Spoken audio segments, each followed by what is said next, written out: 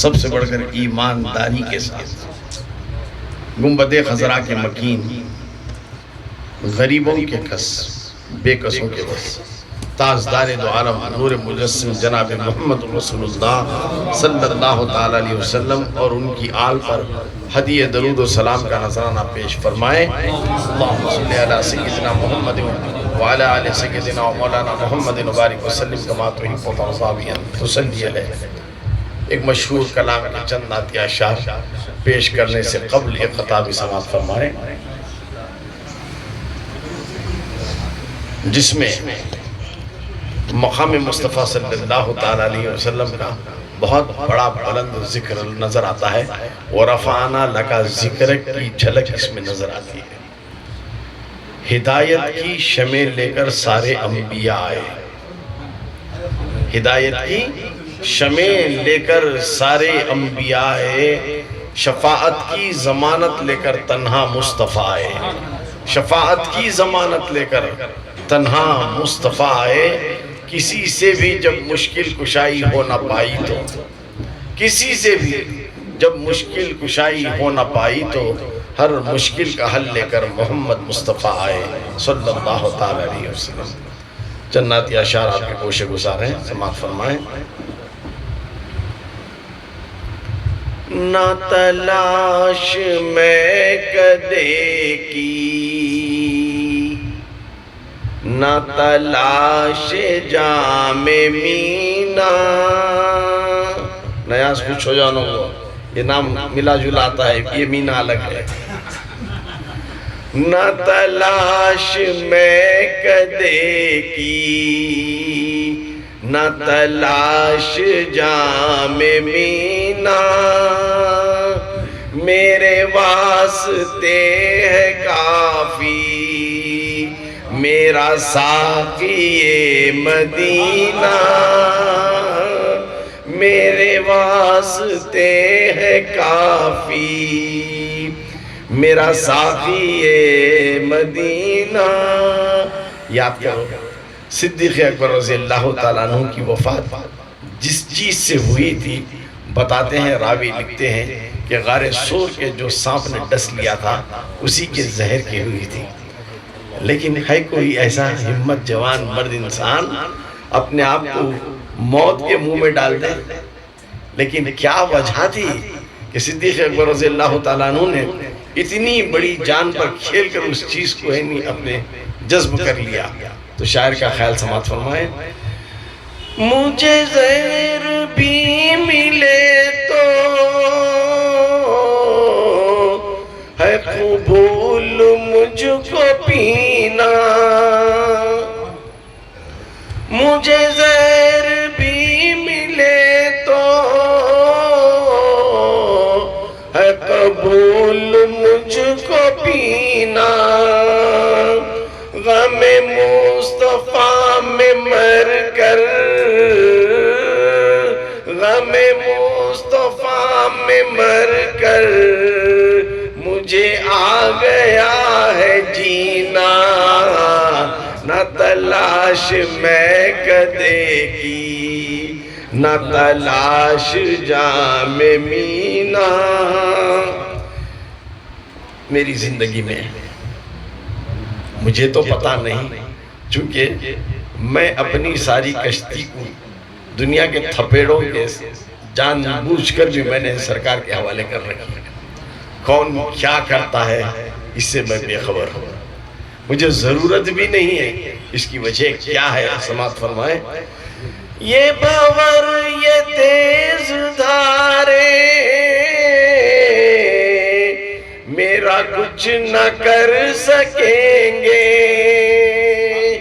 انہیں نا خدا بنا لو، انہیں نا خدا بنا لو، ابھی پار ہے سفینہ، میرے واسطے ہے کافی میرا ساقی مدینہ۔ اس شعر میں لفظ میرا آتا ہے، یا لفظ میرا سے یہ تصور مت کریں کہ میں ہوں، ہر کوئی ہے، ہر کوئی سے مراد کیا؟ آدم نبینا سے لے کر سب مخلوق مشکل میں گھری تھی، تو ایک نام کے سہارے انہیں سہارا ملا، تو اس کو سماعت فرمائیں۔ میری زندگی کا حاصل میرے واسطے یہی ہے، تیرا نام لے کے جینا، تیرا نام لے کے مرنا، مجھے میرے واسطے ہے کافی، میرا ساقی مدینہ۔ دیکھیے، یہ ایک بچے کو آنکھ کی پرابلم تھی، آنکھوں کی ایک بیماری تھی، یہ ایک چیز اسے دو نظر آتی تھی۔ اب کتنے ہیں؟ ایک ہے۔ اس بچے کی کمزوری کیا تھی؟ اسے کتنے لکھتے تھے؟ 2۔ جب بھی استاد بورڈ پر 5 کا تو لکھتا، پوچھتا اس بچے سے کتنا ہے، سارے 50 پر 5 ہیں، دال کو خوب پیٹتا، دال کو خوب، اس کی بیماری کو نہیں سمجھتا تھا، خوب پیٹتا تھا۔ ایک کو 2 دیکھنے کی اس کی بیماری تھی، ہر ٹیچر آتا اسے گھنٹا بجاتا جاتا، مندر کا گھنٹے کے سر کا اسے بجاتا جاتا۔ ایک دن ایسا ہوا، ایک استاد جو اسے خوب مارتا تھا کلاس لینے آیا، اتفاق سے اینک بھول کر آیا، بغیر اینک کے پڑھا نہیں سکتا تھا، تو اس نے کہا ایک کام کرو، سٹاف روم کو چلے جاؤ، میرا اینک المار میں رکھا ہے، وہ لے کر آگا۔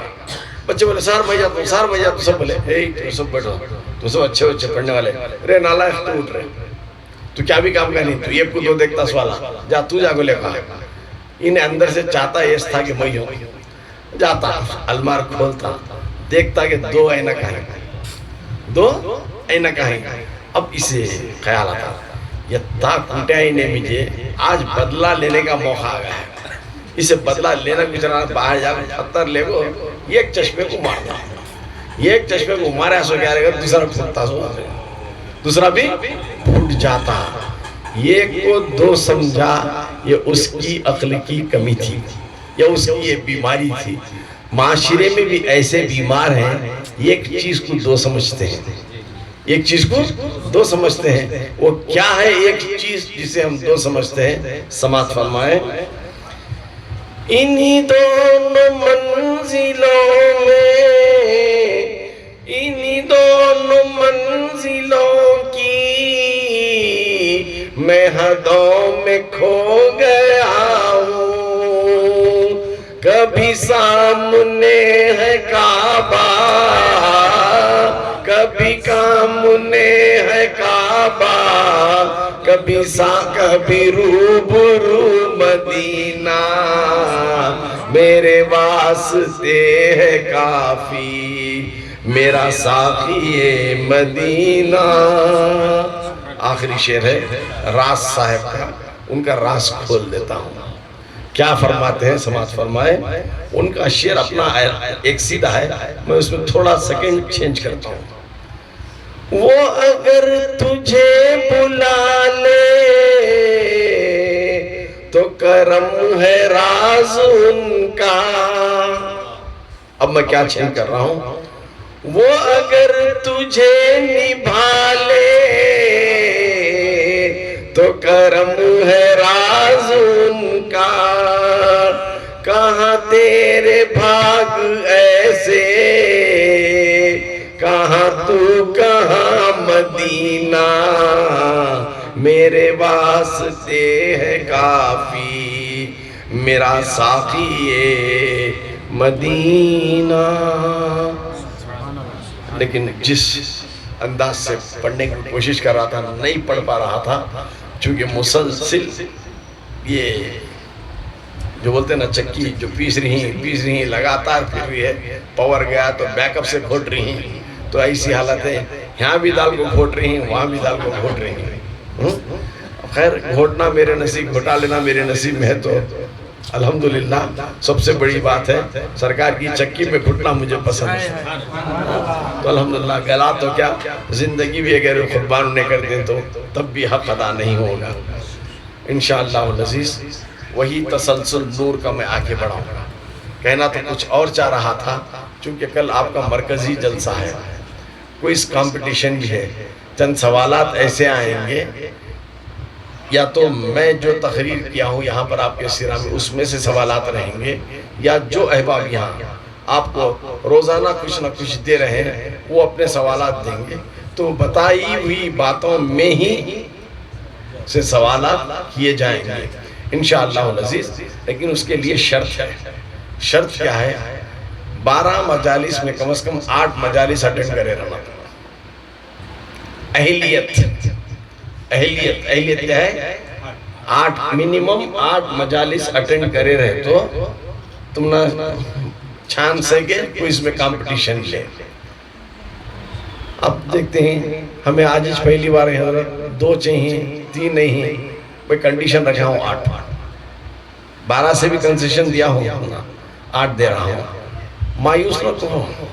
باقی جو 1 2 3 4 جو بھی اٹینڈ کرے ہیں وہ تو روزانہ سب کے ہاتھوں میں کھلونا ہے، ہر چیز تم اپڈیٹ کر رہے ہیں، فیس بک پہ ہے، یوٹیوب پہ ہے، اسے سماعت کر سکتے ہیں، لیکن ایسے لوگ آڈینس میں سے حصہ لے سکتے ہیں۔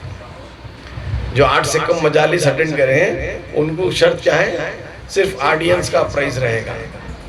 جیسے بولتے ہیں نا، کر محنت کھانے مت، کر محنت کھانے مت۔ حدیث پاک میں آتا ہے روز محشر اللہ تبارک و تعالی ان لوگوں کا خیر مقدم کرتا ہے، سلام کرتا ہے اور تحائف پیش کرتا ہے جنہوں نے ذکر مصطفیٰ کی میلاد کو سجایا۔ کتنے خوش نصیب 12-13 لوگ ہیں اپنے چھوٹے سے پیسے کو لگا کر بہت بڑی چیز خرید رہے ہوتے ہیں۔ ارے تم تو تحفے دے رہے ہو، آپ کا تحفہ شاید 200 میں 300 400 500 1000 میں آ جائے گا، لیکن رب کا تحفہ ایسا ہے کہ کوئی میچ کر نہیں پائے گا۔ کتنے خوش نصیب ہیں، خدا تم پر سلام پیش کر رہا ہے۔ ایک رات تھی معراج کی، نبی پر سلام پیش کیا تھا، اب نبی کے اس امتی پر سلام پیش کر رہا ہے جس نے نبی کا جشن دنیا میں منایا ہے۔ سلام بھی پیش کر رہا ہے اور تحفے بھی تمہیں دے رہا ہے۔ تو آج انشاءاللہ اسی کی کل کی جو سنت ہم ادا کر رہے ہیں یہ خدا ہی کی سنت۔ اگر کوئی اپنی کمخلی سے کہے یہ سب اسراف ہے، بیکار ہے، اس کے دماغ کا کیڑا ہے، اس کے دماغ کا کیڑا ہے۔ کبھی اسلام کی تعلیم کو اس نے پڑھا ہوتا تو ایسی بات کو زبان پر نہ لاتا جو سرکار کے صدقے سے کچھ قربان کرتے ہیں اپنی استطاعت میں رہ کر۔ ایسا مت سمجھو کہ کوئی وہ کیا ہے، کوئی بڑا کیا ہے، کوئی چھوٹا کیا ہے۔ کوئی بھی تحفہ بڑا چھوٹا نہیں ہوتا، جو دل سے پیش کیا جاتا ہے وہی اس کی قیمت نہیں ہوتی، سمجھ؟ قیمت کچھ نہیں ہے مانے۔ بہت تیزی سے میں آج آپ کی بات کو لے کر چلتا ہوں۔ نحمدہ و نصلی علی رسولہ الکریم، اما بعد فاعوذ باللہ من الشیطان الرجیم، بسم اللہ الرحمن الرحیم، وما ارسلناک الا رحمتا للعالمین، صدق اللہ المولانا العظیم وصدق رسولہ النبی الامین المتین الکریم، ونحن علی ذالک لمن الشاہدین والشاکرین، والحمد للہ رب العالمین۔ تم میں سے شاید پچھلی مجلس میں جو اٹینڈ کیے تھے شاید یاد ہوگا کہ میں نے میری بات کو کہاں پر روکا تھا۔ چونکہ میں 10 جگہ گفتگو کرتا ہوں، کہاں سٹاپ کیا گیا میرے تو خیال میں تو نہیں رہتا، لیکن تم تو لاسٹ پوائنٹ یاد کرے رہتے ہیں۔ کیوریاسٹی سے تھی، سیریل وہاں تک دکھایا تھا، نیکسٹ سیریل یہاں سے سٹارٹ ہونے کا ہے، پتہ نہیں کیا خیال ہے۔ کیا کرتے ہیں، کوئی ویڈیو میں الجھتا ہے تو کوئی تمباکو میں، کوئی پتے میں الجھتا ہے تو کوئی کاروبار میں الجھتا ہے، یاد شاید بہت فیڈ ہو جاتی ہے۔ لیکن پچھلی مجلس کی یادشات اتنی فیڈ ہو گئی تو ڈر ہے کہ شروع کی مجلس سے اٹینڈ تمہیں کرنا ہے۔ اگر میں صحیح نہیں، اگر تم آپ ذہن پر ذرا زور لگائیں تو میں نے اپنی بات کو ختم کی تھی سرکار کے حلیہ مبارک پر۔ سرکار کے آنکھ کیسے تھے، رخسار کیسے تھے، ہاتھ کیسے تھے، کان کیسے تھے، چلتے تو کس طرح چلتے تھے، اور بڑا قد والا کوئی آ جاتا تو سرکار اس سے بھی بلند نظر آتے تھے۔ یہ سارا سرکار کا حلیہ مبارک جو صحابہ نے بتایا اسی چیز کو بتائے ہیں، پھر بھی کما حق ہو کوئی سرکار کے حلیے کو پیش کر ہی نہیں سکتا، پیش کر ہی نہیں سکتا۔ تو پھر میں آگے چلتا ہوں آج کی بات کو۔ سرکار دو عالم صلی اللہ تعالیٰ علیہ وسلم جب دنیا میں تشریف لائے، دنیا میں پچھلی تسلسل میں آپ نے سنا حضرت آمینہ رضی اللہ تعالیٰ عنہ کے وطن میں نور کیسے آیا اور کیا کیا ہوا، سب کچھ سنا۔ جیسے ہی تولد ہوئے سرکار حالت سجدہ میں تھے، حالت سجدہ میں تھے، اور لب مبارک ہل رہے تھے، لب مبارک ہل رہے تھے۔ حضرت آمینہ رضی اللہ تعالیٰ عنہ جب سنتی ہیں غور سے تو آواز آتی ہے، رب حبلی امتی، رب حبلی امتی، اے اللہ میری امت کو میرے حوالے فرما، میری امت کو میرے حوالے فرما۔ اگر تو روز جزا میری امت کا حساب تو لے گا تو سب گنہگار ہو جائیں گے، سب دوزخی ہو جائیں گے۔ اے اللہ بارہا میں تجھ سے التجا کرتا ہوں، رب حبلی امتی، میری امت کو مجھے عطا فرما تاکہ میں اپنی کالی کملی میں چھپا کر ان کے گناہوں کو پوشیدہ کر دوں۔ تو یہ آواز تھی۔ ایک اور آواز آ رہی تھی جب حضرت آمینہ رضی اللہ تعالیٰ عنہ اپنے کان کو بہت قریب سرکار کے لب مبارک تک لے کر گئیں تو یہ آواز بھی آ رہی تھی، لا الہ الا اللہ انی رسول اللہ، نہیں ہے کوئی معبود سوائے اللہ کے، میں اللہ کا رسول ہوں، انی یعنی میں خدا کا رسول ہوں۔ یہ بھی آواز آتی تھی۔ حضرت فضیل بن عباس، حضرت فضیل بن عباس رضی اللہ تعالیٰ عنہ فرماتے ہیں جب نور کے حالے میں ڈھال کر سرکار کو اس دنیا میں لایا گیا تو میں نے بھی اپنے کانوں سے سنا کہ رب حبلی کی صدائیں آ رہی تھی، رب حبلی امتی، رب حبلی امتی کی صدائیں بلند ہو رہی تھیں۔ جب یہ معاملہ ہو چکا تو پیدائش سے 7ویں دن پر دادا حضرت عبد المطلب نے سرکار کا نام محمد رکھا صلی اللہ علیہ وسلم۔ کتنے دن بعد؟ پیدائش کے 7ویں دن بعد سرکار کا نام محمد صلی اللہ علیہ وسلم رکھا۔ آج بھی یہ رواج قائم ہے ہم میں، علماء نے مصطفیٰ صلی اللہ تعالیٰ علیہ وسلم میں بچہ پیدا ہوتا ہے تو پیدا ہوتے ہی اذان دے کر محمد پکار دیتے ہیں، بعد میں رکھ لیں گے بھی نام کہتے ہیں، بعد میں لڈو کی کیا کی بنا کو 7ویں دن کیا کرتے پھر اس کا اسم رکھتے ہیں، نام رکھا جاتا ہے۔ یہ سنت کریمہ ہے حضرت عبد المطلب کی۔ لیکن اہل قریش چامو گویا کرنے لگے، یہ کیسا نام ہے؟ آج تک ہمارے قبیلے میں یہ نام نہیں تھا۔ جب حسب نسب اٹھا کر بابا آدم تک دیکھتے ہیں تو کسی کا نام محمد نہیں ہے، تو یہ ہے کیا؟ تو یہ ہے کیا؟ اب فرماتے ہیں یہ میٹھا میٹھا نام ہے، یہ میٹھا میٹھا نام ہے۔ یہ نام ٹوٹے ہوئے دلوں کو ملاتا ہے، جس طرح کے نام محمد کہنے سے دو لب ملتے ہیں، دو ہونٹ ملتے ہیں، ملانے والے نام کو محمد کہتے ہیں۔ فیصلہ عطا کرنے والے ذات کو جب لب خاموش ہوتے ملتے نہیں تو ذات اللہ کی ہے، اللہ کی ذات۔ اب مطلب یہ نہیں لے کہ اللہ توڑنے والا ہے، محمد ملانے والے ہیں۔ محمد صلی اللہ علیہ وسلم ٹوٹے ہوئے دلوں کو ملانے والے ہیں، یا تو ایک یہ چیز ہوتی ہے یا بندوں کو رب سے ملانے والے ہیں، یا بندوں کو رب سے ملانے والی ذات ہے، اسی لیے میٹھا میٹھا نام ہے۔ وہ تو نعت شریف ہی میٹھا میٹھا ہے، پیارے نبی جی کا نام سمجھے۔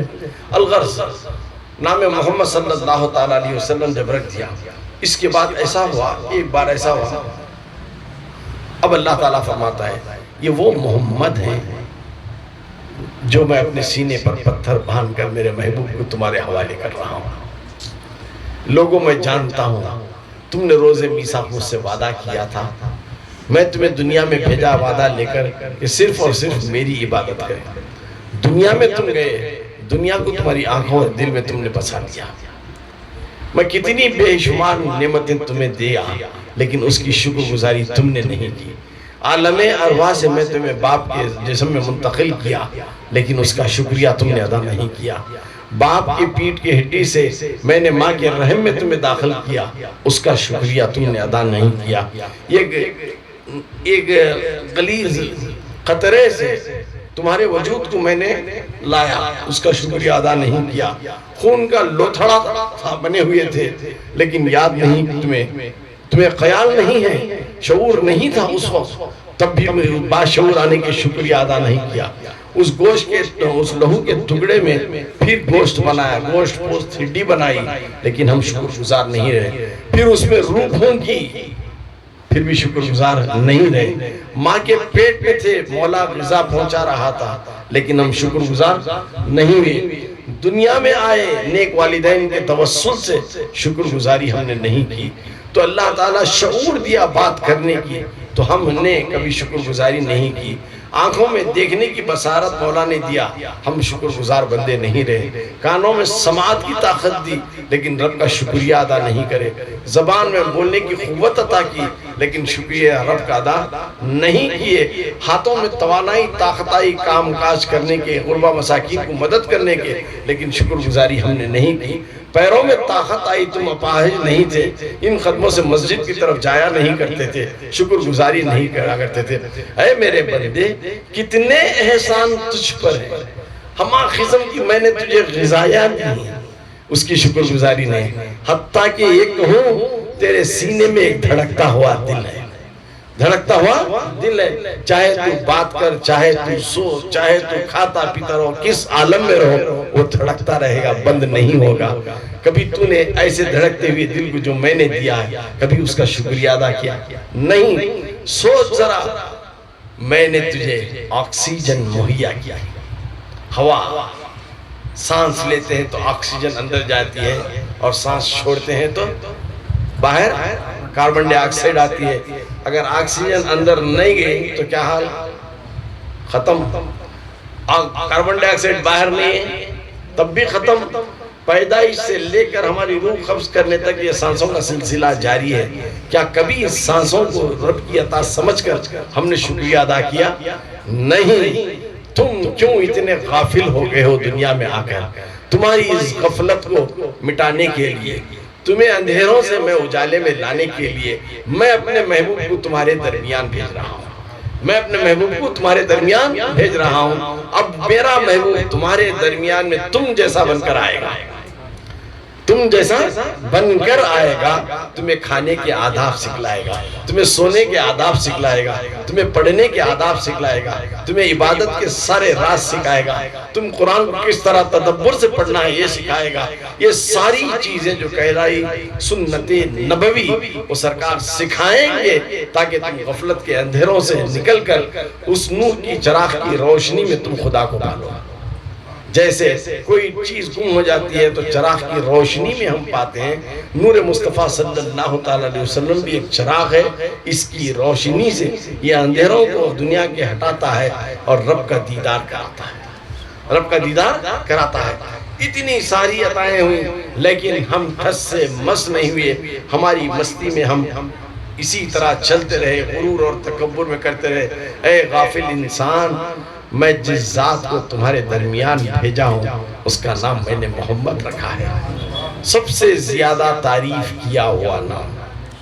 اچھا، انسان تعریف کب کرتا ہے؟ میں آپ سے ایک سوال کرتا ہوں، انسان تعریف کب کرتا ہے؟ کچھ مطلب ہو تو نا، اپنا کچھ مطلب رہتا تو تب جا کر انہیں آگے والے کی تعریف کرتا، مطلب نہیں تو گالیاں دیتا اسے۔ دنیا کا اصول ہے نا۔ اچھا، آپ لوگ نماز پڑھتے ہیں، 5 وقت نماز پڑھتے ہیں، کوئی بھی نماز ایسی نہیں ہے جس میں سورہ فاتحہ نہ پڑھی جائے۔ لا صلاۃ بسورۃ الفاتحۃ الکتاب، کوئی نماز ایسی نہیں ہے جو سورہ فاتحہ کے بغیر نماز کہلاتی ہے۔ البتہ نماز جنازہ یہ دعا ہے، نماز نہیں ہے۔ پھر کوئی یہ نہ پوچھے کہ نماز جنازہ میں الحمد نہیں پڑھتے نا، اہل سنت والجماعت دیگر پڑھتی ہیں، بڑی خلل سے پڑھتے ہیں، لیکن ہمارا طریقہ حنفیوں کا جدا کرنا ہے۔ وجہ چلیے، اب الحمدللہ رب العالمین یہ کس کا ماجرا ہے؟ اس کو میں ایک تمثیل دیا تھا پچھلے گھر میں، آج نیاز صاحب کے گھر میں وہی مثال دیتا ہوں۔ ایک فقیر آتا، شاید روشن کے گھر میں کیا تھا میں، پھر وہ بات کو دہرانا پسند نہیں کروں گا، سمجھ آتا کہ شاید میں بنگلور میں کہا تھا۔ فقیر آ کر آواز دیتا ہے، تمہاری تعریف توصیف تجارت وغیرہ وغیرہ کرتا ہے، تو اچھے سے اچھا اسے نذرانہ پیش کرتے ہیں۔ خدا سے اب مانگ رہے ہیں تو خدا کو بھی ہم پالش لگا رہے ہیں، وہ تو پچھلا آپ نے سن رکھا ہے۔ تو خدا کی تعریف کرنا سورہ فاتحہ ہے۔ سورہ فاتحہ کیا ہے؟ خدا کی حمد و ثنا، کبریائی، بڑائی، بزرگی، اس کے بلند فیصلے والے کو ماننے والا، سب کچھ کہہ رہے ہیں، لیکن حد انتہا کی تعریف محمد کے معنی ہوتے ہیں سب سے زیادہ تعریف کیا ہوا، اے بندو تم تو تعریف کر رہے ہو تمہاری حد کے مطابق، میں نے سب سے زیادہ تعریف کے قابل اس ذات کو بنایا ہے جس کا نام میں نے محمد رکھا ہے۔ تو کتنا پیارا نام ہوگا نام محمد صلی اللہ علیہ وسلم۔ اسی سے اندازہ کر لو کہ کتنا بڑا پیارا نام ہے۔ اس نام مبارک کی کیا برکات ہے، میں چند برکات بتاؤں گا۔ پہلی برکت یہ ہے، شاید بتایا تھا پچھلی مجلس میں یا نہیں، چلو بتا دیتا ہوں۔ اگر کوئی شخص اپنے بچے کا نام محمد رکھتا ہے تو اس پر جنت واجب ہو جائے گا، چونکہ اللہ تعالیٰ کو گوارا نہیں کہ جس بچے کے نام کو نام محمد سے رکھا جائے اسے دوزخ کی طرف بھیج دیا جائے۔ کتنی بڑی برکت ہے، اسی لیے کہتے ہیں پہلے بچے کا نام محمد رکھو، آگے کچھ بھی رکھو، آگے جو فٹ ہوتا ہے، جو بڑوں سے رائے مشورہ کر کے عقل والوں سے جو تدبر رکھتے ہیں ان سے نام لے کر رکھو، چونکہ نام کا اثر ساری زندگی میں ہوتا ہے۔ اور کبھی نام پکارو تو پورا نام پکارنا چاہیے۔ سرکار دو عالم صلی اللہ علیہ وسلم فرماتے ہیں آڑے تیڑے نامہ نہیں پکارنا، جیسے دنیا میں آج کل ہو چکا ہے نہیں، پہلے ابا جان امی جان بڑی کتنی میٹھی میٹھی بولتے تھے، بعد میں کیا ہو گیا ممی ڈیڈی ہو گئے، خوش ہو گئے ممی ڈیڈی، ارے کیا تہذیب والا ہمارا بچہ بہت لٹریٹ ہو گیا۔ اب کے زمانے میں ابھی بہت ہمارا بہت پڑھا لکھا بچہ، کیا لکھا ہے تو ماموں کا تھا، باپ کو ڈیڈ کا تھا، اب ایک 5 سال کے بعد تو خالی یم کا تھا، بعد میں ڈی کا تھا، یم کا تھا بعد ڈی کا تھا۔ اس کے بعد ابھی کیسا زمانہ آتا کہ نہ یم بولتا نہ ڈی بولتا، میں تمہارا باغ آتا، ایسی حالت ہوگی ہماری۔ تو نام جب پکارو تو پورے کا پورا نام پکارو، آدھا نام مت پکارو، چھوٹے نامان مت پکارو۔ آج کل یہ شوہروں میں رواج ہے، بیویوں کو جب پکارتے ہیں تو آدھا نام پکارتے ہیں۔ حسینہ اگر کسی کا نام ہوتا ہے حسین تو اس کا غلط اثر اس عورت پر ہوتا ہے۔ تو اسی طرح نام جو ہوتا ہے اس کو مکمل دے کر پکاریں۔ اس کا مطلب ہے اب یہ بھائی کو بھی سن رہے ہیں حضرت بول رہے ہیں نام لے کے پکارنا ہے تو جی عبدالغفور بھاجی لے کے آؤ جی کہیں گے صبح ہی، وہ کیا ہے ادب اور احترام کے ساتھ شوہر کا نام نہیں لیا جاتا۔ ایک شوہر کا نام تھا رحمت اللہ، ایک انسان کا نام تھا رحمت اللہ۔ اب عورت نماز پڑھی تھی، سلام پھیرنے میں بڑی پریشان ہو گئی، شوہر کا نام زبان پر آ رہا ہے، السلام علیکم مننے کے ابا، رحمت اللہ بولے تو آپ بیت بھی ہو جاتی ہے۔ یا وہ رحمت نہیں، یہ خدا کی رحمت ہے، سیدھی طرف جماعت فرشتے جتنے ان پر تم رحمت کی برسات بچھار کر رہے ہیں، سلامتی۔ غرض بات کا متن کچھ ایسا مت لو کہ ہم نہ بول ڈالے تھے، چاقو ہاتھ میں دیا یہ سوچ کر کے بھاجی کاٹیں گے، لگ جاؤ کہ کسی کا پیٹ کاٹے تو غلطی میری نہیں ہوتی ہوگی، سمجھ گئے؟ تو لہٰذا پہلی فضیلت نام محمد صلی اللہ علیہ وسلم کی کیا برکت ہے، جو بچہ پیدا ہوتا ہے اس بچے کا نام لفظ محمد سے رکھا جاتا ہے تو اللہ تعالیٰ اسے جنت میں لے جائے گا۔ دوسری چیز یہ عورتوں کو میرے پاس تو کئی آتے ہیں حضرت حمل ٹھہرتا نہیں، حضرت 3-4 مہینے ہوتا ہے گر جاتا۔ جب بھی حمل پازیٹیو ہو جاتا نیت کر لو میاں بیوی بچہ دنیا میں آیا تو اس کا نام ہم محمد رکھیں گے، یہ نیت خلوص نیت سے کر لیے تو بے شک وہ حمل نہیں گرے گا، وہ حمل نہیں گرے گا۔ کوئی سی بھی تعویذ کی بھی ضرورت نہیں، کوئی سے گھنٹے کی بھی ضرورت نہیں، صرف خلوص نیت، خلوص نیت۔ تیسری چیز کبھی کبھی ایسا ہوتا ہے 7-8 مہینے کا بچہ پیٹ میں رہتا ہے، اب ڈیلیوری ہونے کا عالم ہوتا ہے، ایسا کشمکش کیا ہوتا پتہ نہیں، کبھی ماں کی گارنٹی نہیں رہتی، کبھی بچے کی۔ چند عورتیں ایسے ہوتے ہیں بچہ مر مر کے پیدا ہوتا ہے، کئی اولاد ایسے ہو جاتے ہیں ساخت ہو جاتا ہے حمل۔ تو ایسے عورتیں جن کا حمل بار بار ساخت ہو جاتا ہے، اگر وہ نیت کر لیں کہ اللہ اگر دنیا میں تو نے ہمیں اولاد عطا کی، بیٹا عطا کیا تو اس کا نام ہم محمد رکھیں گے، تو پھر وہ حمل باقی رہے گا، گرے گا نہیں۔ تو یہ بھی ایک فضیلت ہے۔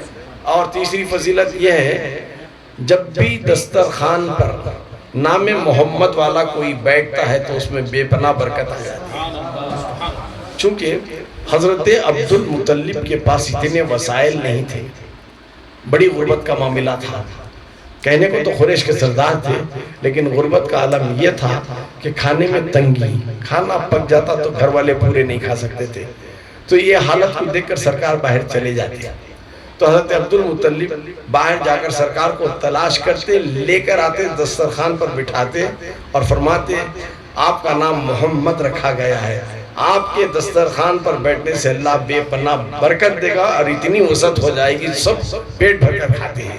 تو یہ ایک فضیلت ہے۔ اور کبھی بھی کچھ مشورہ ہم کرنا چاہتے ہوں کسی بات کا تو لفظ محمد والے نام سے مشورہ کرو، تو بے شک وہ مشورہ تمہارا کبھی غلط نہیں ہوگا، مشورہ صحیح ہوگا۔ تو اتنی عظیم بے شمار برکتیں ہیں، اگر لفظ محمد کی اگر میں برکتیں بیان کرتا چلوں تو رات ختم ہو جائے گی یا میری عمر ختم ہو جائے گی، لیکن پھر بھی میں برکتیں پوری بیان نہیں کر سکوں گا۔ المختصر ایک دماغ تمہیں دیتا ہوں، ہر انبیاء کو اللہ تعالیٰ ان کے بلندی کے مقام کے مطابق ان کا امتحان کیا۔ کبھی وہ امتحان میں پریشان ہو جاتے، دعائیں مانگتے، لیکن مشکل حل نہیں ہوتی تھی۔ جب تک انہوں نے اپنی مشکل کا حل نام محمد کے وسیلے سے نہیں لایا، تب تک ان کی مشکل نہیں گئی۔ جیسے آدم کی توبہ قبول ہوئی تو نام محمد کے وسیلے سے، حضرت نوح کی کشتی جودا کی پہاڑی سے اگر لگی تو نام محمد کی تختی لگانے کی وجہ سے، حضرت یعقوب کی آنکھوں میں بینائی واپس آئی اور بیٹا یوسف علیہ السلام جب ملا تو نام محمد کی برکت سے، حضرت ایوب علیہ السلام کو بیماری سے شفا یابی حاصل ہوئی تو نام محمد کی برکت سے۔ الغرض ہر انبیاء کو کچھ نہ کچھ پریشانی تھی، وہ ان کا امتحان تھا، وہ ان کا امتحان تھا، تو اس امتحان میں وہ ثابت قدم تھے اور وسیلہ لیا کرتے تھے کس نام کا؟ نام محمد کا۔ دیکھیے جب بھی پریشانی ہوتی ہے تو پریشان مت ہو، اس میں دو فائدے ہیں۔ کبھی بیماری یا پریشانی آتی ہے تو یہ ہمارے گناہوں کا کفارہ ہوتی ہے، یا کبھی کبھی ہم بہت صبر کر لیتے ہیں تو اس میں بلند مقام حاصل ہوتا ہے۔ کبھی اللہ تعالیٰ کسی کو بلند مقام پر پہنچانا چاہتا ہے تو اسے پریشانیوں میں مبتلا فرماتا ہے۔ پریشانیوں میں مبتلا ہو کر خدا اور اس کے رسول کو مت کوسو، یہ تمہارا امتحان ہے۔ اگر تم صابر شاکر ہو جائے ہوگے، ان اللہ مع الصابرین، صبر کرنے والوں کے ساتھ میں ہوں کہہ رہا ہے، تو پھر رب کے فضل سے تمہیں بلند مقام حاصل ہو کر رہے گا۔ بادشاہ محمود کا نام آپ نے سنا ہے نا؟ بادشاہ محمود کا نام آپ نے سنا ہے۔ ان کے غلام تھے ایاس، ان کے غلام تھے ایاس۔ ایک دن بادشاہ محمود حاجت کے لیے جانے بیت الخلا کو اٹھے تو آواز دیتے ہیں، اے ایاس کے پسر، یعنی ایاس کے بیٹے، اے ایاس کے بیٹے، مجھے وضو خانے میں جانا ہے، تھوڑا پانی کا انتظام کرو۔ اب ایاس کا بیٹا جاتا ہے، پانی کا انتظام کرتا ہے۔ بادشاہ محمود جاتے ہیں، وضو بنا لیتے ہیں اور باہر نکلتے ہیں، کیا دیکھتے ہیں؟ بادشاہ محمود ایاس تھر قابل کھڑی۔ بادشاہ ایاس کی اس حالت دیکھ کر پوچھتے ہیں، اے ایاس، جانے سے پہلے تو ٹھیک تھے، یہ آ رہا ہوں تھوڑی دیر کے بعد وضو بنا کر، تو کیوں ایسا گھبرا رہے ہو، کپ کپا رہے ہو؟ اے بادشاہ سلامت، جان کی سلامتی، آج میرے بیٹے سے غلطی کیا ہوگی جو اس کا نام تم نے نہیں لیا؟ پسر کہا، بیٹا کہا، لیکن نام نہیں لیا۔ اب مسکراتے ہیں بادشاہ محمود اور فرماتے ہیں، اے ایاس، جس وقت میں بے وضو تھا اس وقت نام محمد کو لینا میں گوارا نہ سمجھا، اسی لیے میں نے پسر کہا۔ اب وضو خانہ وضو سے ہوں، اب تمہارے بیٹے کو محمد کے نام سے میں پکاروں گا۔ تو وہ بولتے ہیں نا، حضرت جامی رضی اللہ تعالیٰ عنہ بھی فرماتے ہیں، مشک و گلاب سے بھی اگر ہمارے منہ کو ہم دھو لیں تو تب بھی محمد صلی اللہ علیہ وسلم کا نام لینا بے ادبی ہو جاتی ہے، سمجھ گئے؟ تو اتنا بڑا بلند مقام حاصل ہے یہاں پر نام محمد صلی اللہ علیہ وسلم کو۔ یہ اور بات ہے، لوگ کہتے ہیں حضور کا نام بھی محمد، ہمارا نام بھی محمد، ان میں ہمارے میں کیا فرق؟ ظاہر میں بھی فرق نہیں ہے، نام میں بھی فرق نہیں ہے۔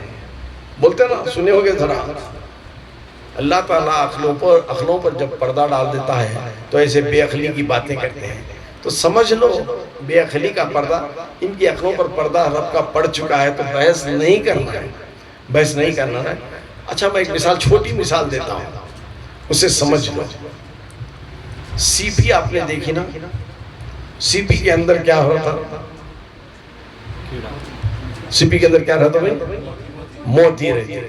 اچھا ہر سی پی کے اندر موتی ہے نا؟ موتی ہے نا. باہر ہر سی پی دیکھنے میں سی پی ہی ہے، اندر بیش بہا چیز ہے، اندر بیش بہا چیز ہے. حضرت آمینہ دیکھنے میں عام عورتوں کی طرح تھیں، لیکن ان کے بطن میں جو نور مصطفیٰ تھا وہ سی پی کی طرح تھا، سی پی کی طرح تھا.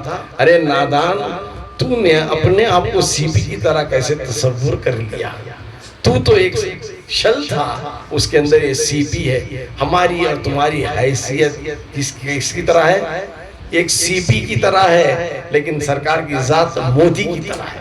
یہ اعلیٰ نورن علی نور ہے، اعلیٰ ہے. اور رفعنا لکا ذکرک، جن کی شان کریمانہ ہے، یہ ذات سرکار ہے. کبھی اپنے آپ کو نہ نبی جیسا سمجھو نہ ولی جیسا سمجھو. وہ ٹہرے موتی اور ہم ٹہرے سی پی، ہم ٹہرے سی پی، اور برابری کرنے والے ٹہرے سی پی کے کیڑے، برابری کرنے والے ٹہرے سی پی کے کیڑے. تو یہ ایک مثال میں سمجھا دو. بابا میں سوال کر رہا، جاؤ سی پی کو دیکھو، سب سمجھ میں آ جاتا. سی پی کو دیکھو، ہر چیز سمجھ میں آ جاتی ہے. تو سرکار دو عالم صلی اللہ تعالیٰ علیہ وسلم، ایک اور آیت ہے قرآن شریف میں، وہ شفاء لما فی الصدور، دل کو شفا حاصل ہوتی ہے، یعنی قلب کو شفا حاصل ہوتی ہے سرکار دو عالم صلی اللہ تعالیٰ علیہ وسلم کے ذریعے. اچھا میں بتاتا ہوں، ایک حکایت بیان کرنے سے پہلے اور ایک واقعے کو میں بیان کرتا ہوں آپ کے پاس، تاکہ وہ حکایت آپ کی سمجھ میں آ جائے. شاید وقت تو ہے آج آپ کے پاس، رات والا معاملہ ہے، مجھے بھی کہیں جانا نہیں ہے، آج صرف رات میں قیام کرنا ہے. تھوڑا بات کو ختم تیزی سے کر رہا ہوں تاکہ کوئز میں کچھ سوالوں کو لا سکوں جو آج کر رہا ہوں، یا پچھلی مجالس میں بھی تھے. سوالوں کی تعداد کو بڑھانے کی میں سوچ رہا ہوں، رن ریٹ بڑھا رہا ہوں، چونکہ سلاگ اوورز چل رہے ہیں، فائنل اوور ہے آج، تو میں رن ریٹ بڑھانا چاہیے. مجھے ایسا سمجھو 6 بالیں 30 پر 6 رن ہونا ہے، ہر بال پر مجھے چھکا مارنا ہے، سکسر مارنا ہے، تو اسی سکسرز کی طرف بڑھ رہا ہوں. سرکار دو عالم صلی اللہ تعالیٰ علیہ وسلم صحابہ کی جھرمٹ میں بیٹھے ہوئے تھے. ایک عربی آتا ہے، ظاہر وہ مسلمان نہیں تھا، اور آ کر فرماتا اے محمد صلی اللہ علیہ وسلم. لہجہ اونچا تھا، نہیں جانتا تھا کس کی بارگاہ میں بارگاہ ہے، ادب کے مقام کو نہیں جانتا تھا. تو کہا اے محمد صلی اللہ علیہ وسلم، میرے میں 3 گناہ ہیں، میرے میں 3 گناہ ہیں، مجھے 2 کرنے کی اجازت دو، 1 نہیں کرنے کا وعدہ دو. اگر ایسا کرتے ہیں تو میں مسلمان ہو جاتا ہوں، نہیں تو نہیں. سب جنے دیکھتے ہیں اسے، گھور کر دیکھتے ہیں کیا پوچھ رہا ہے تو. خیر سرکار فرماتے ہیں آؤ بیٹھو، بتاؤ کیا تم میں 3 گناہ ایسے ہیں. پہلا فرماتا ہے مجھے روز شراب پینے کی عادت ہے، روز شراب پینے کی عادت ہے. اچھا. دوسرا روز زنا کرنے کی عادت ہے.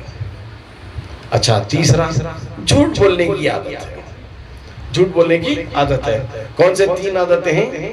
شراب پینا، زنا کرنا اور جھوٹ بولنا، جبکہ شریعت مصطفیٰ صلی اللہ تعالیٰ علیہ وسلم میں یہ حرام قرار کی گئی تھی. لیکن آنے والا شریعت محمدی میں نہیں تھا، تو گناہوں میں تھا. 2 کو کرنے کی اجازت دو، 1 کا وعدہ لے لو. بانی شریعت سے سوال کر رہا ہے، بانی شریعت کو پورا حق ہے، لیکن آج کا کوئی علامہ مفتی نہیں دے سکتا. تو سرکار فرماتے ہیں جا، میں تجھے روز شراب پینے کی اور زنا کرنے کی اجازت دیتا ہوں. وعدہ کر سب صحابہ کے سامنے کہ جھوٹ نہیں بولے گا، وعدہ کر کہ جھوٹ نہیں بولے گا. خوش ہو گیا. ارے 2 میجر وکٹ مل گئے نا بھائی، ایک تو پینا اور دوسرا زنا کرنا. جھوٹ ہو چل کیا ہے. آج ہمیں سن لی نا، جھوٹ کو بہت ہلکا سمجھ بیٹھے ہیں. اگر یہ جھوٹ ہلکا ہوتا تو آیت قرآنیہ نہیں کہتی کہ لعنت اللہ علی الکاذبین، جھوٹوں پر خدا کی لعنت ہو. تو الغرض وہ مچل کر تو چلا گیا، صحابہ پریشان، عمر فاروق رضی اللہ تعالیٰ عنہ جلال میں آ گئے، سرکار آپ نے کیسے بڑے گناہوں کی اسے اجازت دی تھی، کیسے چھوٹے گناہ کی آپ نے اس سے وعدہ لے لیا؟ اے عمر صبر کرو، اے عمر صبر کرو۔ اب شام ہوتی ہے، اس بندے کی روزانہ کے مطابق شراب خانے کی طرف قدم اٹھاتا ہے، شراب خانے کے اڈے میں گھس جاتا ہے، شراب کی بوتل لیتا ہے، گلاس میں شراب ڈال لیتا ہے۔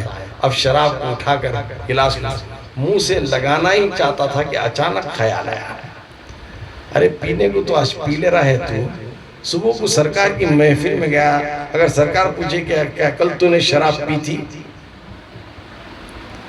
تو وہ جھوٹ نہیں بول سکتا ہوں، کئی وعدہ کردہ لے ہونا، کئی صاحب بڑا وعدہ کردہ لے ہونا، میں اسے ہلکا سمجھا تھا، جھوٹ تو نہیں بول سکتا صحابہ کے سامنے، صاحب پورا مدینہ دیکھ رہا ہے مجھے، میں پی رہا ہوں سو، جھوٹ تو نہیں بول سکتا، تو اس کے گلاس اٹھا پھینک ڈالتا ہوں، کیا کیسا وعدہ دے ڈالا ہونا، میں نہ پی سکتا ہوں نہ میری پیاس بجھا سکتا ہوں۔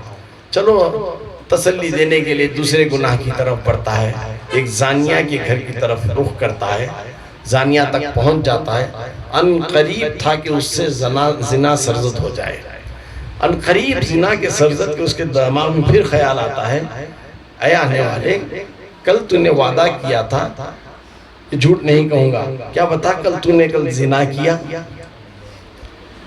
تو میں صحابہ کے آگے جھوٹ نہیں کہوں گا، چونکہ سارے صحابہ دیکھ چکے ہوں گے کہ میں زانیہ کے گھر کو جا رہا تھا، جھوٹ نہیں کر سکوں گا، اب پشیمان ہو جاتا ہے۔ میں نے جھوٹ کو بہت ہلکا سمجھ کر اس کی اجازت لے لی، لیکن یہ ایک جھوٹ کا وعدہ دو بڑے گناہوں سے بچا لیا۔ یہ ایک جھوٹ کا وعدہ، اس سے بڑھ کر سرکار کا علم غیب کیا چاہتے ہوں؟ سرکار کا علم غیب ہی تھا کہ اس سرکار نے اس آنے والے کے بڑے بڑے کبیرہ گناہوں سے بچا لیا۔ دوسری دن صبح آتا ہے، فجر ہوتی ہے، سرکار کے قدموں میں گرتا ہے، کلمہ شہادت پڑھتا ہے، اے اللہ کے رسول میں نے جھوٹ کو حقیر سمجھا تھا اور زنا اور شراب کو بڑا گناہ سمجھا تھا، لیکن میں کر نہیں پایا جھوٹ کے وعدے میں، جھوٹ کے وعدے میں۔ اسی لیے ہم گناہ کرتے ہیں اور تائب ہوتے ہیں کسی مرشد برحق کے ہاتھ پر، توبہ کرتے ہیں گناہوں سے، وعدہ اقرار کرتے ہیں، وعدہ کر رہے ہیں، تو کبھی گناہ کا تصور تمہارے میں آ جائے تو خیال کرو میں نے وعدہ کیا ہے، کس کے ہاتھ پر؟ ید اللہ، اللہ کے ہاتھ پر ہم نے وعدہ، اللہ سے وعدہ کیا ہے، جو اللہ کے وعدہ کر کے مکر جائے وہ کتنا بڑا بدبخت ہوگا، جو اللہ کے وعدہ کر کے اپنے آپ کو بچا لے تو پھر وہ کتنا بڑا وقت کا ولی ہوگا۔ سوچو یہ ایک ہماری بیعت سے ہم ولی کے مقام پر پہنچ سکتے ہیں، الغرض کہ ہماری وہ بیعت ہمیں یاد رہے اور شیطان کے مکر و فریب سے ہمیں اللہ تعالیٰ بچائے۔ اب یہ بات سن چکے تو اب آئیے ایک حکایت میں نبی کے صلی اللہ علیہ وسلم کی بارگاہ میں عرض کرتا ہوں۔ ایک انسان، ایک صحابی، نئے صحابی، سمجھو کہ 4 بجے، مثال دیتا ہوں، 4 بجے اسلام لائے تھے، 4:15 کو سرکار سے سوال پوچھتے ہیں، اے اللہ کے رسول کیا میں زنا کر سکتا ہوں؟ اللہ کے رسول ایک لمحے کے لیے سکتہ اختیار فرماتے ہیں، خاموشی، پھر فرماتے ہیں اے صحابی جس سے تم زنا کرنا، اچھا یہ بتاؤ تمہاری والدہ سے کوئی زنا کرے تو تمہیں کیسا لگے گا؟ شہرہ لال ہو جاتا، میری والدہ کے ساتھ کوئی زنا کرتا اس کی مجال، ٹھیک ہے، اچھا اگر تمہاری بہن سے کوئی زنا کر دے تو تمہیں کیسا محسوس ہوگا؟ کیا تم خوش ہوگے؟ نہیں، اسے میں قتل کر دوں گا۔ اگر تمہاری بیوی سے کوئی زنا کرے، یہ تو حد انتہا کی برداشت ہوگی، قابل قبول ہی نہیں ہے۔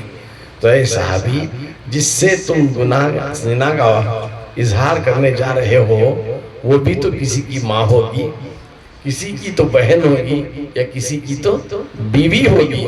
تو جیسے ہی یہ بات تمثیل سمجھ میں آتی ہے، صدق دل سے توبہ و استغفار کر کے سرکار کے قدموں پر گر جاتا ہے، تو پھر وہ آیت قرآن میں وَلِمَّا شِفَاءِ فِي الصُّدُورِ، تو اب اللہ کے حبیب نے ان کی دل کی بیماری کو شفا میں، ان کے دل کی ایسی بڑی گندگی کو بڑی اچھی بیماری سے علاج سے صاف کر دیا۔ تو نبی جو ہوتے ہیں وہ ہمارے اندرونی حالات کو صاف کرنے کے لیے ہیں. ظاہر کی بیماریوں کو ڈاکٹرز ہیں، باطن کی بیماریوں کو نگاہ مصطفیٰ صلی اللہ علیہ وسلم ٹھیک کر سکتی ہے. یا ایک مرد کامل مومن جس پر خدا کی نعمتیں ہوتی ہیں، وہ اپنی نگاہ عنایت سے اللہ کی عطا سے ہمارے اندرونی بیماروں کو شفا میں تبدیل کر سکتے ہیں. اور ایک دوسری حکایت یہ آتی ہے یہاں پر، اسلام کے کئی جنگیں ہوئی ہیں، غزوے بھی ہوئے ہیں. چند جنگوں میں صحابہ شریک تھے. ایک نوجوان صحابی تھے جن کا نام حضرت حنظلہ رضی اللہ تعالیٰ عنہ. حضرت حنظلہ رضی اللہ تعالیٰ عنہ کی شادی ہوتی ہے. رات شب عروسی میں اپنے بیوی کے ساتھ ہوئے. علی الفجر صبح نبی کا اعلان سنایا جاتا ہے، جہاد کے لیے فوراً آ جاؤ. جب بھی نبی جہاد کی دعوت دیتے، جو بھی جس حالت میں ہوتا وہ فوراً پہنچ جانا تھا. اب حضرت حنظلہ رضی اللہ تعالیٰ عنہ کے کانوں سے جو آواز ٹکرائی تو فوراً نبی کی بارگاہ میں دوڑ گئے. فوراً چونکہ بیوی سے صحبت اختیار کر چکے تھے، ناپاکی تھی، اسی طرف بھی خیال نہیں کیا، نبی کی آواز تھی تو فوراً لپک گئے. جنگ میں شریک ہو گئے، بہادری سے لڑا اور آخر شہید ہو گئے. جب جنگ ختم ہوگی، مسلمانوں کو فتح یابی ہوگی، تو اللہ کے رسول تمام شہیدوں کی لاشوں کو جما رہے تھے. تو حضرت حنظلہ رضی اللہ تعالیٰ عنہ کی لاش نہیں تھی. سارے صحابہ پریشان. سرکار اپنے چہرے مبارک کو آسمان کی طرف اٹھاتے ہیں اور مسکراتے ہیں. کیا دیکھتے ہیں؟ حضرت حنظلہ رضی اللہ تعالیٰ عنہ کو چاندی کے تخت پر ملائکہ غسل دے رہے ہیں. زمرے صحابہ میں صرف ایک صحابی ہیں جنہیں ملائکہ نے غسل دیا، اور وہ کون صحابی ہیں؟ حضرت حنظلہ رضی اللہ تعالیٰ عنہ. تو الغرض بات یہ تھی کہ سخت سے سخت عذاب جو پچھلی امتوں پر آیا کرتے تھے، رحمت عالم صلی اللہ علیہ وسلم کے رحمت کے صدقے وہ سارے سختی کے عذاب ہم سے اٹھا لیے گئے. جیسے پہلا عذاب جو تھا، اگر پہلے کوئی برائی کرتا یا گناہ کرتا تو اللہ تعالیٰ ان کے چہروں کو مسخ کر دیتا تھا، بندر اور سور جیسی شکلیں ان میں پیدا ہو جاتی ہیں.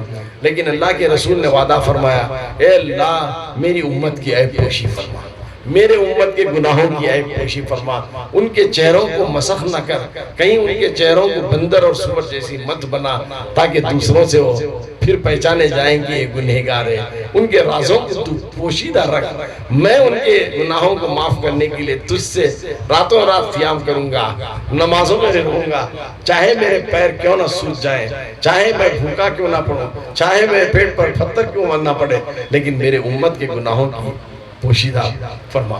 تو سخت سے سخت ایسے عذاب ٹل جاتے تھے. کس کی وجہ سے؟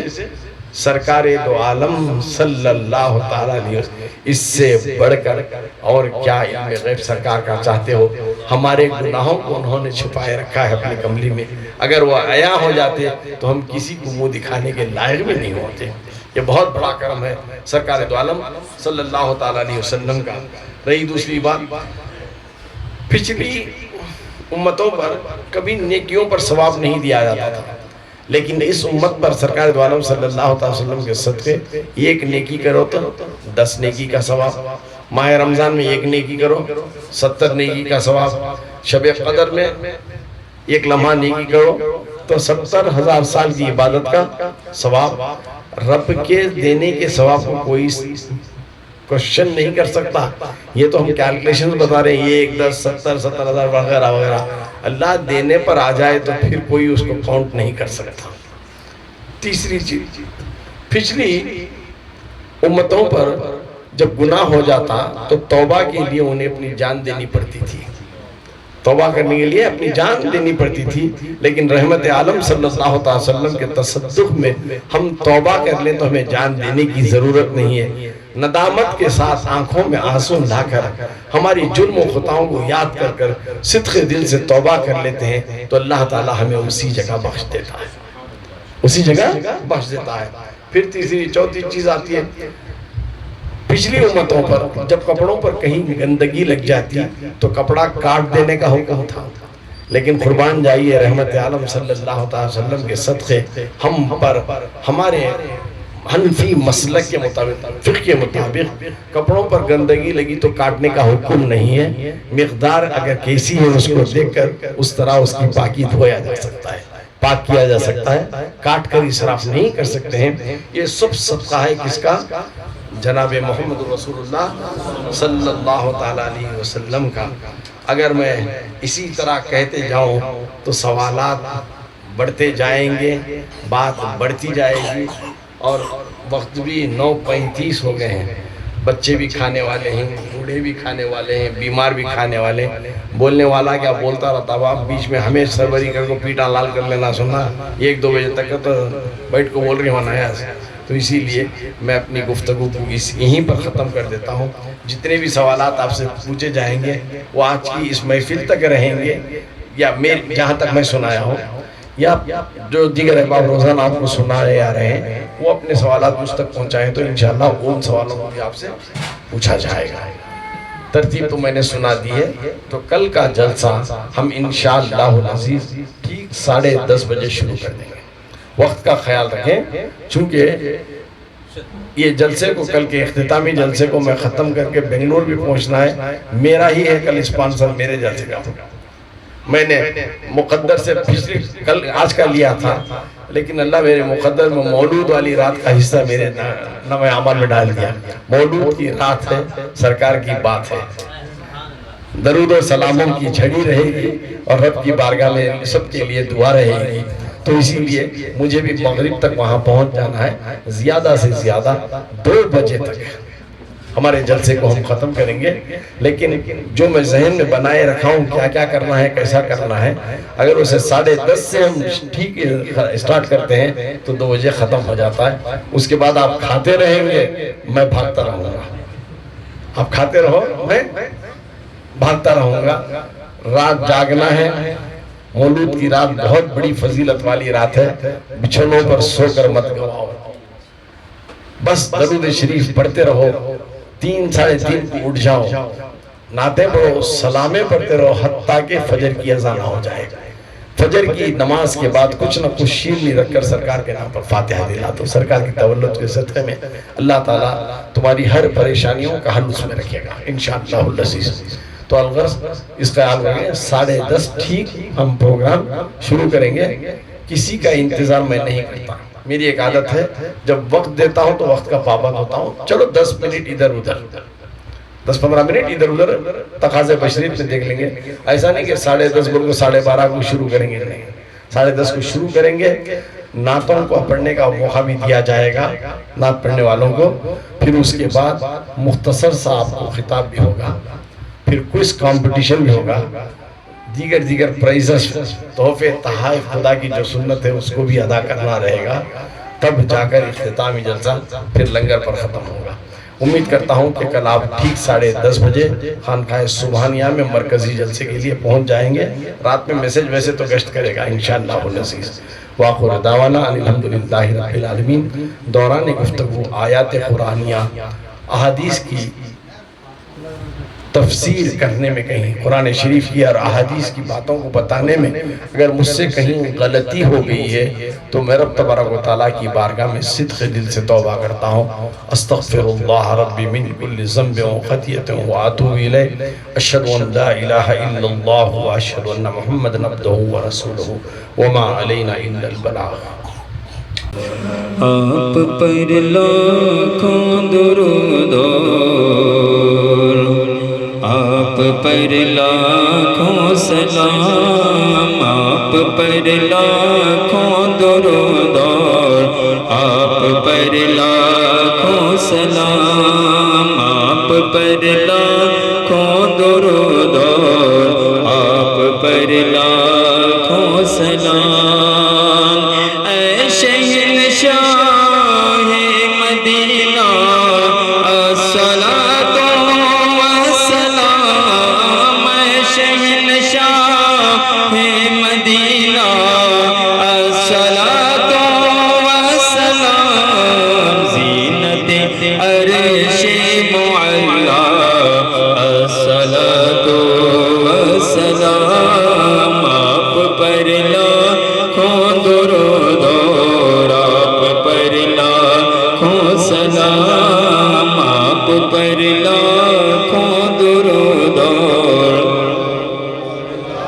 سلام رب حب لی امتی کہتے ہوئے پیدا ہوئے رب حب لی امتی کہتے ہوئے پیدا ہوئے حق نے فرمایا کہ بخشا الصلاۃ والسلام آپ پر لاکھوں درود اور آپ پر لاکھوں سلام آپ پر لاکھوں درود اور